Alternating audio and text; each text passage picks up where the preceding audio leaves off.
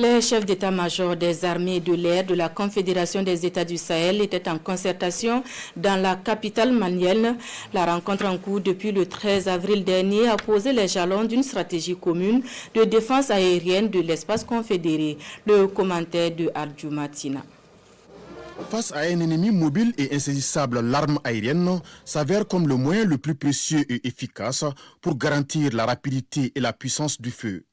C'est cette conviction qui anime les chefs d'état-major des armées de l'air de l'AIS qui sont à Bamako pour quelques jours pour planifier la coopération aérienne au sein de l'espace AIS en vue d'une défense aérienne intégrée au Sahel. Les composantes aériennes ont été amenées à se concerter davantage, à s'intégrer davantage, à mettre en commun et mutualiser leurs moyens, leurs efforts, leurs capacités pour au final arriver à accomplir les missions qui nous sont données par les autorités de la Confédération.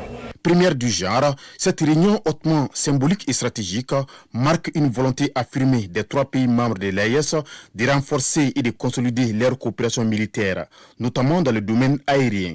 Ça nous a paru important de se retrouver pour discuter de vive voix, des challenges communs que nous avons, pour discuter de la collaboration que nous pouvons avoir entre nos différentes armées, pour voir comment nous pouvons mutualiser nos moyens, comment nous pouvons mutualiser les efforts pour être à mesure de répondre mieux aux attentes des hommes sur le terrain, des populations et de la lutte de façon générale contre le terrorisme.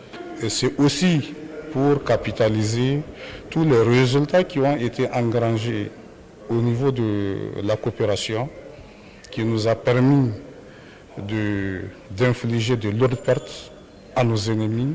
Les chefs d'état-major des armées de l'air de l'AIS, lors de leur séjour à Bamako pour cette importante réunion, ont été reçus par le ministre de la Défense et des anciens combattants, le général des corps d'armée Sadio Kamara.